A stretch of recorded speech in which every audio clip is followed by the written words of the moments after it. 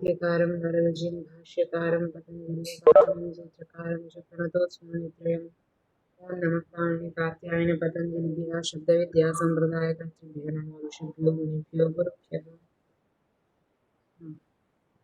एतावता किम् अधीतवन्तः?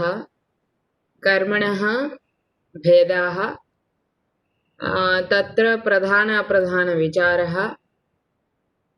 दुहादीनां व्यापारद्वयत्वं, तस्य पुनः ईप्सितकर्मत्वादेव अकथितं च इति सूत्रस्य अनपेक्षत्वम् इति एते विषयाः अधीताः। अन्ततो गत्वा किं वदति? व्यापारद्वयम् इति न शक्यते वक्तुम्, अतः तत्र तु पृथक् पृथक् कर्मसंज्ञाविधायकानि सूत्राणि अपेक्षन्ते एव इति। पृथक् पृथक् कर्मसंज्ञाविधायकानि वस्तुतः अपेक्ष्यन्ते वा इति चेत् सिद्धान्तमधुना वदति, यथा एकमपादानं शास्त्रे भेदेन दर्शितं तथैकमेव कर्मापि भेदेन प्रतिपादितम् इति। एकमेव अपादानम् अर्थात्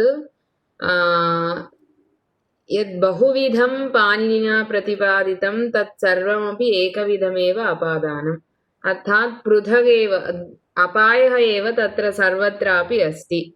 सः अपायः क्वचित् स्फुटं दृश्यते, क्वचित् परम्परया दृश्यते। बौद्धिकः अपायः कदाचित् चिन्तनीयः भवति इति कृत्वा तेषु तेषु स्थलेषु अपादानसंज्ञाविधानार्थं सूत्राणि आरब्धानि। भीत्रार्थानां भयहेतुः, पराजयरसोढः इत्यादीनि। वस्तुतः सर्वत्रापि अपायः एव अस्ति। सः बौद्धिको वा स्फुटम् अस्फुटं वा दृश्यमानः अस्ति चेदपि अपादानसंज्ञा भवत्येव एकेनैव सूत्रेण ध्रुवमपाये अपादानम्।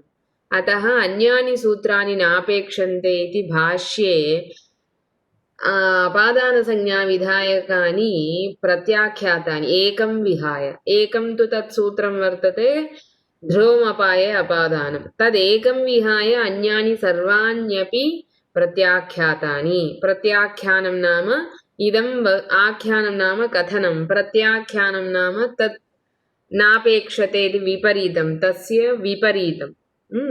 अतः इदं नापेक्षते इति वदति भाष्यकारः पतञ्जलिः। तथा प्रत्याख्यातानि अन्यानि सूत्राणि।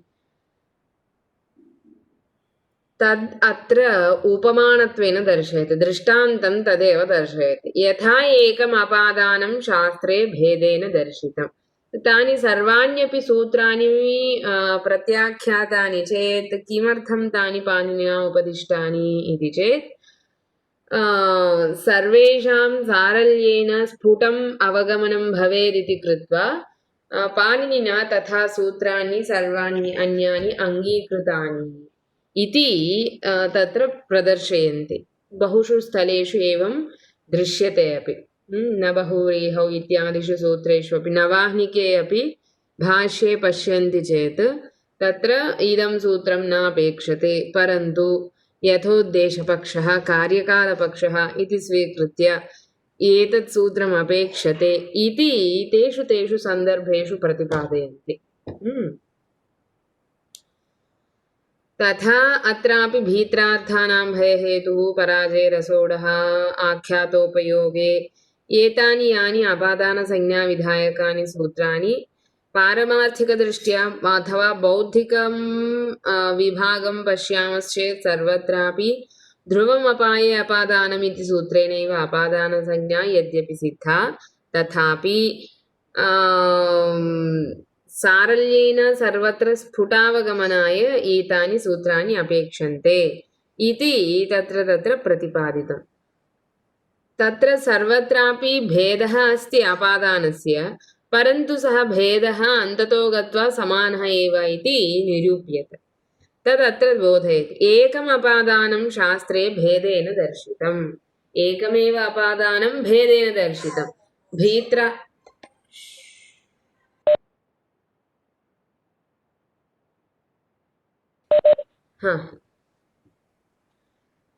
एवं कर्म अपि भेदेन प्रतिपादितम्। एकमेव कर्म भेदेन प्रतिपादितम्।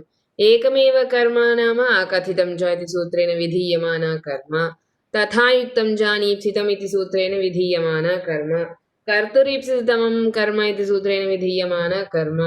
एवं कर्मसंज्ञाविधायकानि सूत्राणि बहूनि पाणिनिना अष्टाध्याय्यां दर्शितानि।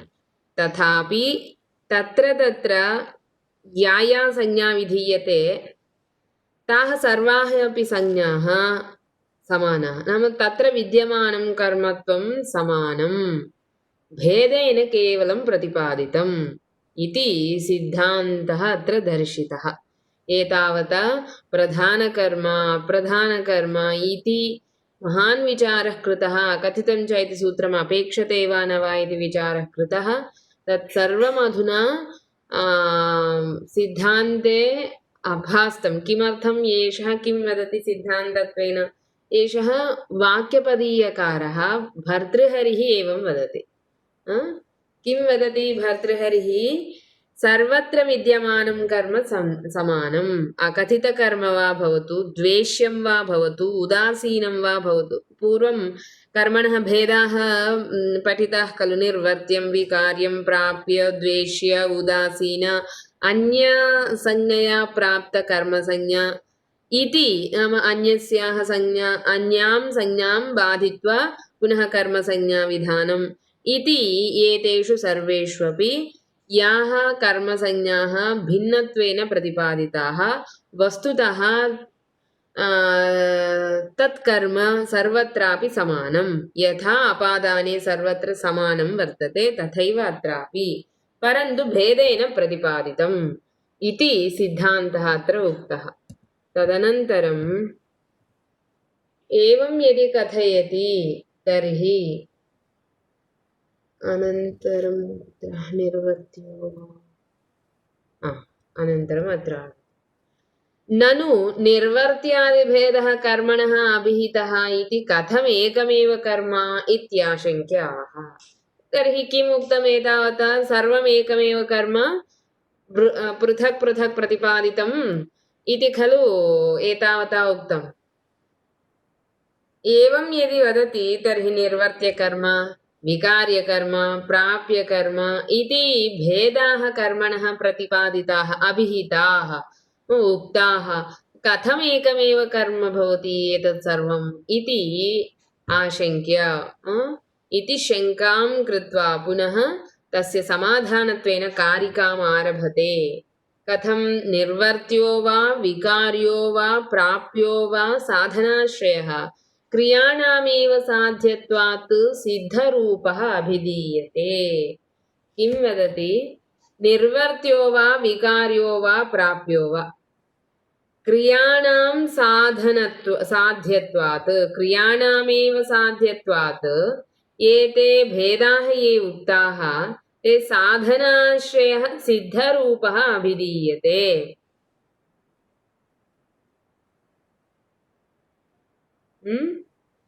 पदार्थस्य भेदद्वयं वर्तते, सिद्ध साध्य। सिद्ध साध्य इति पदार्थस्य द्विधा विभागः क्रियते। सिद्ध साध्य नाम किम् इति चेत् सरलतया अवगमनाय साध्यं नाम क्रिया, क्रिया साध्या भवति, सिद्धं द्रव्यं भवति। अर्थात् कृदन्तं वा भवतु, अन्यद् यत्किञ्चित् वा भवतु तत् सिद्धं भवति। साध्यं नाम करोति, पचति, पश्यति, गच्छति, साध्यं भवति।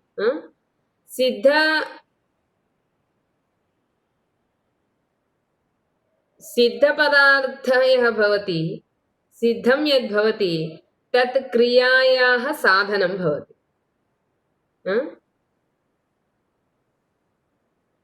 अर्थात् ओदनं पचति, घटं करोति, सूर्यं पश्यति, ग्रामं गच्छति इति वाक्यानि सन्ति। एतेषु सिद्धं किं साध्यं किम् इति पश्यामः। ग्रामं गच्छति, ग्रामः सिद्धं वर्तते। साध्यं किं वर्तते? गमनक्रिया। ओदनं पचति, सिद्धम् ओदनं। साध्यं वर्तते पाकक्रिया। घटं करोति, घटं निर्माति, सिद्धं किं? घटः। साध्यं किं? करोति इति। सिद्ध साध्य अनयोः लक्षणानि पुनः भिन्नानि वर्तन्ते। कारकान्वयित्वं, कारक अनन्वयित्वम् एवं कृत्वा तत्र भेदाः वर्तन्ते। तत्र लक्षणान्यपि भूषणसारादिषु ग्रन्थेषु प्रतिपादितानि। सरलतया अवगमनाय किमुच्यते? सिद्धं तु द्रव्यरूपं भवति, पदार्थ नाम शब्दरूपं भवति। साध्यं तु क्रियारूपं भवति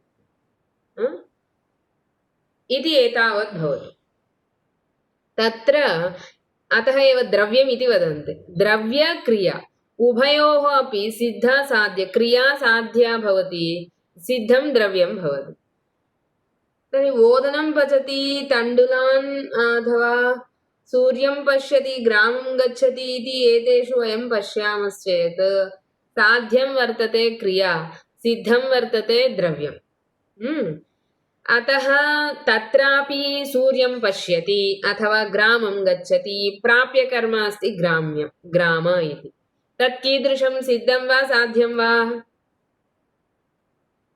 ग्राम इति सिद्धं वा साध्यं वा भवति?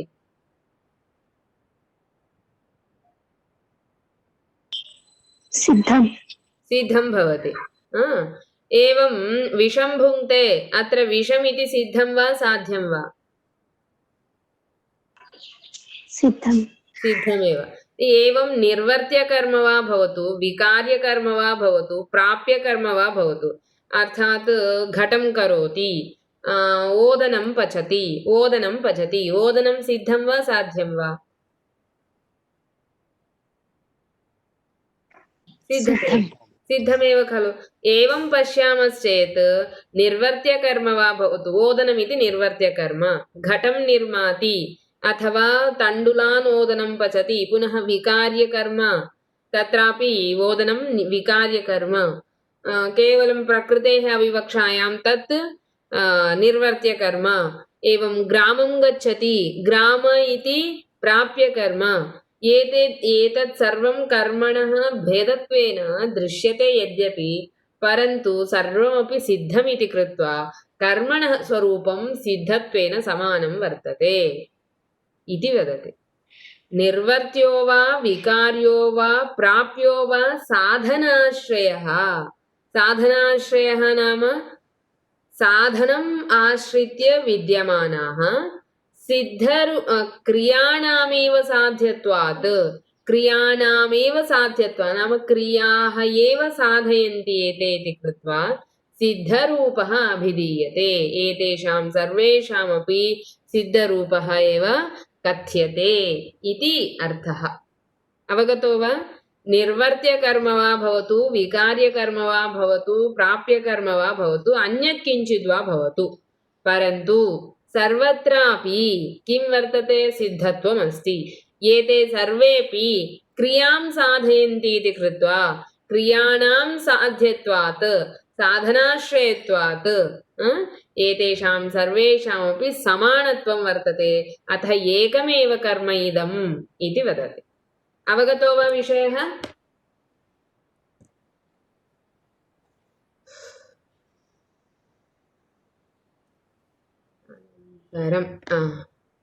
अनन्तरं वदति, इह कथमीप्सितत्वं विषं भक्षयति चोरान् पश्यति इत्याशङ्क्याः।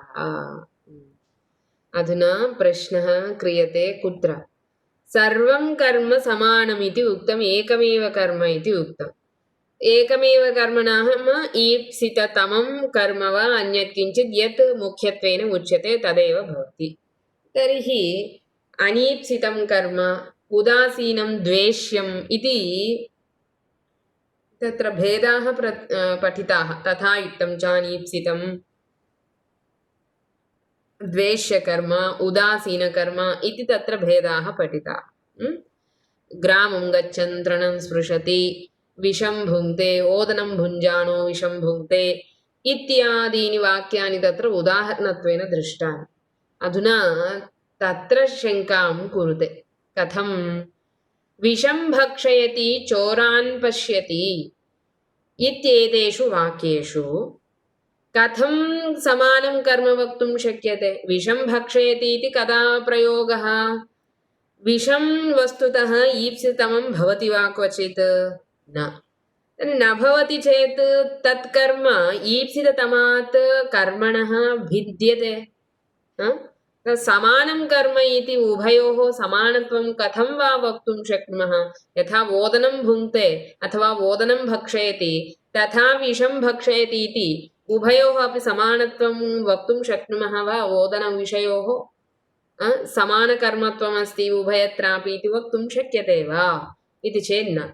यथा राजानं पश्यति अथवा पुत्रं पश्यति, पतिं पश्यति, तत्र यः भावः, तत्र यदीप्सिततमत्वं तदीप्सिततमत्वं सिंहं पश्यति, चोरं पश्यति अथवा घातकं पश्यति, एतेषु स्थलेषु तादृशमीप्सिततमत्वं भवति वा?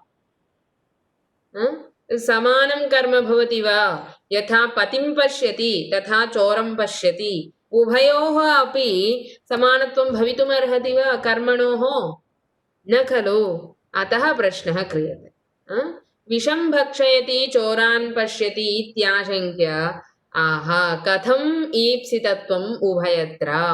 विषभोजने वा चोरदर्शने वा ईप्सितत्वं कथं सिद्ध्यति इत्याशङ्का। अतः समाधानत्वेन वदति, अहितेषु यथा लौल्यात् कर्तुरिच्छोपजायते विषादिषु भयादिभ्यस्तथैवासौ प्रवर्तते। अहितेषु यथा लौल्यात् कर्तुः इच्छा उपजायते विषादिषु भयादिभ्यः तथैवासौ प्रवर्तते इति। अर्थात् अहितेषु यथा लौल्यात् किं? कश्चन रोगी अस्ति, रोगिणः पथ्यम् अपथ्यम् इति किञ्चित् भवति, वैद्येन निर्दिश्यते, एवम् इदं खाद्यम् इदमखाद्यम् इत्यादि। तत्र सामान्याय यद्योग्यं वस्तु तद् रोगिणे अयोग्यं सम्पन्नं रोगवशात्। उदाहरणार्थं कश्चन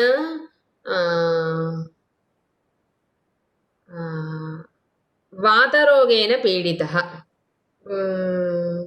अर्थात् यत्किञ्चित् खादति तस्य वायुना पूरणं भवति, उदरे वायुः एव भवति।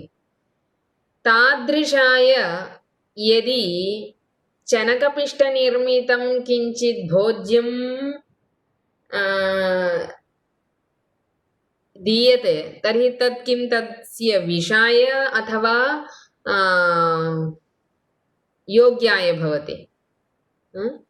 कश्चन रोगी अस्ति, सः सर्वदा वातरोगेण पीडितः, तस्मै अधुना चनकपिष्टेन अर्थात् बेसन् इति वदन्ति खलु, तेन निर्मितं खाद्यं किञ्चित् दीयते। तर्हि तदा सः किं तत् खादितुं यद्यपि इच्छति, तस्यापि इच्छा अस्ति, सः बहु इच्छति, अथवा शुगर् मधुमेहव्याधि तत्तु प्रसिद्धमेव लोके, तस्मै मधुराणि बहुधा रोचन्ते, सः मिष्टान्ने पतति, मिष्टान्नं दृष्ट्वा तस्य शौण्डः नाम तस्मिन् तथा प्रवर्तते, कश्चन निवर्तयितुमेव न शक्नोति, परन्तु तस्य रोगः अस्ति। इदं खादति चेत् तस्य विषवदेव, सः रोगेन अधिकः पीड्यमानः सन् कदाचित् मरणमेव प्राप्नुयात्, कदाचित् म्रियेत। अतः तस्मै इदं वस्तु यद्यपि अन्यस्मै खाद्यं, परन्तु अस्मै अखाद्यं सम्पन्नं। कुतः? रोगी इति कारणेन। तादृशाय मधुरमपि विषमेव भवति। अतः विषं भुङ्क्ते इति तत्र ईप्सितत्वं तु एतस्य कर्तुः अस्ति किमर्थम् एषः इच्छति भोक्तुं तथापि तस्मै अहितकारी इति कृत्वा तद् विषं सम्पन्नम् तदेव वदति अहितेषु यथा लौल्यात् कर्तुः इच्छा उपजायते कर्तुः यः कश्चन रोगी तस्य इच्छा उपजायते मधुरखादने इच्छा उपजायते कथं लौल्यात् ईप्सितत्वात् ईप्सिततमत्वात् कुत्र अहितेषु नाम तस्मै यद् हितकारी न वर्तते तस्मिन् द्रव्ये इच्छया लौल्यात् इच्छा उपजायते कर्तुः तदा तद् यद्यपि ईप्सितं परन्तु तस्मै अहितकारी इति कृत्वा विषं भवति अतः विषं भक्षयति इत्यत्र विषस्य ईप्सितत्वं सिद्ध्यति तथा चोरान् पश्यति इत्यत्रापि चोरान् पश्यति इत्यत्र कथं चोरः यः आदौ एव प्रकटनं भवति ग्रामादिषु अधुना ग्रामे बहुत्र चौर्यं भवति अतः स्वकीयं रक्षणं यावत् शक्यं कुर्वन्तु इति सूचना दीयते तदा किं भवति एषः यः कश्चन गृहस्वामी अस्ति सः चोराद् यद्यपि बिभेति तथापि चोरः आगच्छेत् इति धिया चोरं पश्यति तस्मात् भीतिर्भवति परन्तु तस्मात् वस्तूनां रक्षणाय चोरं पश्यति इति तत्र चोरदर्शने तादृशम् ईप्सितत्वमस्ति इति कृत्वा कर्मसंज्ञा तत्रापि ईप्सितत्वात् सिद्ध्यत्येव अतः समानम् एकमेव कर्म इति बोधयति अहितेषु यथा लौल्यात् कर्तुरिच्छोपजायते विषादिषु भयादिभ्यः तथैवासौ प्रवर्तते इति अत्र बोधयति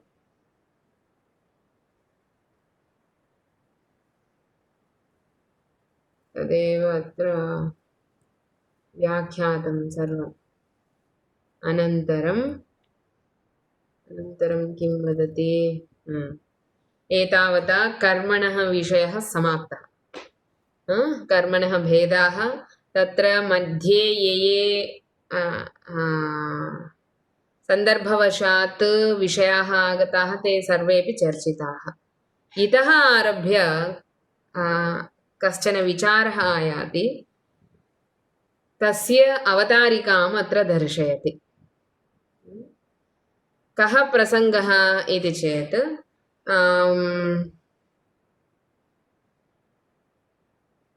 छात्रः पुस्तकं क्रेतुं विपणिं गच्छति इति वाक्यं वर्तते अत्र पुस्तकं क्रेतुं विपणिं गच्छति इति वाक्यं पश्यामश्चेत् क्रियाद्वयं वर्तते क्रयणक्रिया गमनक्रिया क्रयणक्रियायां कर्म किं गमनक्रियायां कर्म किं वर्तते छात्रः पुस्तकं क्रेतुं विपणिं गच्छति आपणिं गच्छति इति चिन्तयन्तु तत्र क्रियाद्वयमस्ति वा न वा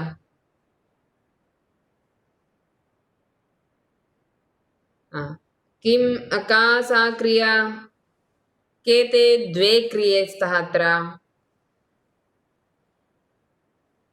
गमनक्रिया एका क्रयणक्रिया क्रियाद्वये कर्मद्वयं वा एकं वा पृथक् पृथक् कर्म अस्ति खलु क्रयणक्रियायां कर्म पुस्तकं वर्तते गमनक्रियायां कर्म आपणं गच्छति इत्येव कर्म आपणम् इति वर्तते अतः क्रियाद्वये कर्मद्वयं वर्तते तत्र क्लेशः नास्ति कदाचित् किं भवति क्रियाद्वयं भवति कर्म एकमेव भवति ओदनं पक्त्वा भुङ्क्ते पुस्तकं क्रीत्वा पठति एवं पुस्तकं क्रीत्वा पठति तथा अन्यानि उदाहरणानि एवमेव कथञ्चित् जलं क्रीत्वा पिबति, जलं क्रीत्वा पिबति इति एतेषु उदाहरणेषु वयं क्रियाद्वयं पश्यामः। कर्म तु कर्म एकं वा द्वे कर्मणि स्तः, एकमेव कर्म। पुस्तकं क्रीत्वा पठति इति वाक्यं पश्यामश्चेत् क्रयणक्रियायामपि पुस्तकमेव कर्म, पठनक्रियायामपि पुस्तकमेव कर्म, एवं खलु? क्रियाद्वयं परन्तु कर्म एकम्। एतस्य यदि कर्मणि प्रयोगः क्रियते, पुस्तकं क्रीत्वा पठति इति कर्तरिप्रयोगः अस्ति, अतः तत्र क्लेशः नास्ति। कथं वा विचारः, कथमत्र व्यवहारः कथं भवेत् इत्यत्र वाक्यनिर्माणे क्लेशः नास्ति। अभिधानं कस्य अनभिधानं कस्य इत्यत्र स्पष्टता अस्ति। परन्तु यदा वयम् एतस्मिन् वाक्ये एतदेव वाक्यं कर्मणि प्रयुञ्ज्महे, कर्मणि नाम पुस्तकं क्रीत्वा पुस्तकं पठ्यते इति पृथक् पृथक् पश्यामः। पुस्तकं क्रीणाति, पुस्तकं पठति, पुस्तकं क्रियते, पुस्तकं पठ्यते इति पृथक् पृथक् लेखने क्लेशः अपि नास्ति। एतदुभयं सम्मिश्र्य लेखनं यदि, तर्हि कथं तत्र अभिधान अनभिधानविचारः इति विषयः। नाम कर्मद्वयं नास्ति, एकमेव कर्म, क्रियाद्वयं वर्तते। एकं च एका क्रिया कर्मणि प्रयुक्ता, तर्हि कर्मणि यद्वर्तते तत्र कर्म पुस्तकं क्रीत्वा पठ्यते इत्येव वाक्यं चिन्तयन्तु। पुस्तकं क्रीत्वा पठ्यते, अत्र क्रयणक्रियायामपि पुस्तकं कर्म, एवं पठनक्रियायामपि पुस्तकं कर्म। एकत्र पठ्यते इति कर्मणः अभिधानं प्रत्ययेन तिङ् प्रत्ययेन कृतम्, अतः पुस्तक इति कर्मसंज्ञकात् द्वितीया वा प्रथमा वा इति चेत् तत्र कर्मणः अभिधानात् प्रथमा एव भवेत्, अभिहिते कर्मणि प्रथमा। परन्तु क्रयणक्रियायां पुस्तकस्य कर्मत्वात् अत्र तु कर्मणः अभिधानं नास्ति, क्त्वा प्रत्ययेन कर्मणः अभिधानं न वर्तते। अतः पुस्तक इति कर्मसंज्ञकात् द्वितीया भवेत्। एकस्मात् कृत धातोः प्रत्ययः कर्मणि कृतः इति कर्मसंज्ञकात् द्वितीया विभक्तिः न भवेत्। एकस्मात् धातोः कर्मणि प्रत्ययः न कृतः इति कृत्वा तस्यैव कर्मसंज्ञकस्य द्वितीयायां प्रयोगः स्यात् इति कश्चन सन्दर्भः तादृशः वर्तते। विषयः अवगतो वा? कः विषयः अत्र उच्यते इति सर्वैः? अधुना अवतारिकां पश्यन्तु। अत्र गतमेतत् नाम समाप्तमिदम्। इदमिदानीं चिन्त्यते, अधुना किं चिन्त्यते? इह कर्मद्वये योगे प्राधान्यम् आर्थमाश्रित्य प्रधाने लादिरुक्तः। यत्र गां दोग्धिपयः, ओदनम् अनन्तरं ग्रामं गच्छं तृणं स्पृशति, एतेषु यत्र कर्मद्वयं वर्तते, एतावता अस्माभिः तादृशान्येव उदाहरणानि दृष्टानि खलु।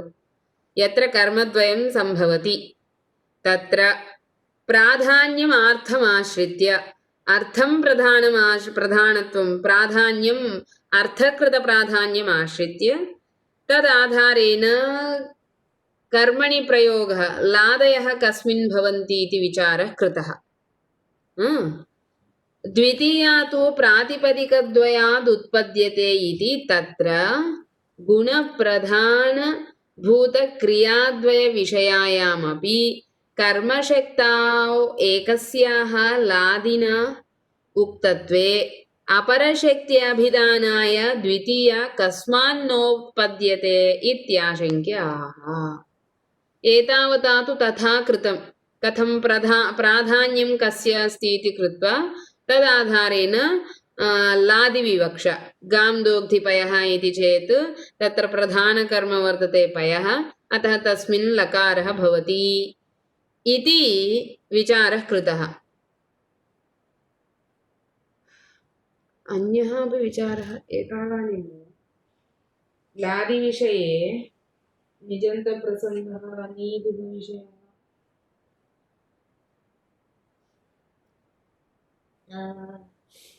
सः विषयः नागतः, प्रायः नागतः।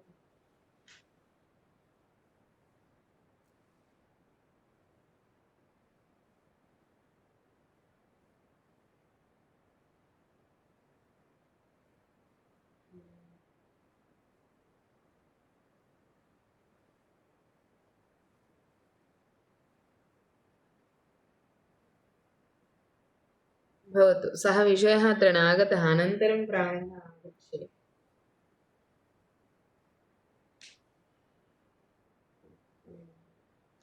भवतु। एवं च एतावता कर्मद्वयमस्ति चेत् कुत्र कर्मणः ईप्सित लकारेण कथनम् अकथनं भवति इति मासमोदनं पचति इत्यादिषु प्रसङ्गेषु दृष्टम्। तर्हि विषयः यत्र एकमेव कर्म क्रियाद्वयं वर्तते, प्रातिपदिकद्वयात् उत्पद्यते इति तत्र गुणप्रधानविचारेण कृतम्। अत्र तु गुणप्रधानभूत क्रियाद्वयविषयायामपि क्रियाद्वयं भवति। तत्र एका अप्रधानक्रिया, एका प्रधानक्रिया। अप्रधानक्रिया नाम कृदन्तेन अभिधीयमाना, प्रधानक्रिया नाम तिङन्तेन अभिधीयमाना इति सामान्यतया येन अनन्तरं प्रश्नः एव नोदेति तस्य प्रधानत्वम् ओदनं भुक्त्वा इति वदति। अनन्तरं किम् इति क्रियायाः आकाङ्क्षा तत्र वर्तते इति भुक्त्वा इति प्रधानक्रिया न भवति। व्रजति इति वदति चेत् पुनः तत्र क्रिया आकाङ्क्षायाः समाप्तिः, अतः व्रजति इति प्रधानक्रिया, भुक्त्वा इति अप्रधानक्रिया इति उभयत्र क्रियाद्वयविषयायामपि कर्मशक्तौ एकस्याः एक एव कर्म वर्तते। लादिना उक्तत्वे तत्र एकस्याः लादिना नाम गम्यते पठ्यते इति लकारेण उक्तत्वे सति अपरशक्त्यभिधानाय, अपरशक्ति अभिधानं नाम क्रयणक्रियानिरूपितकर्मशक्ति अभिधानाय द्वितीया कस्मान् नोत्पद्यते? पुस्तक इति कर्मसंज्ञकात् क्रयणक्रियानिरूपितशक्तिरस्ति इति कृत्वा तन्निरूपितकर्मत्वं तत्र अस्ति इति कारणेन तत्र द्वितीया कुतः नोत्पद्यते इत्याशङ्क्य आह। प्रधानेतरयोर्यत्र द्रव्यस्य क्रिययोः पृथक् शक्तिर्गुणाश्रया तत्र प्रधानमनुरुध्यते इति। एतस्याः कारिकायाः विवरणं पुनः श्वः पश्यामः।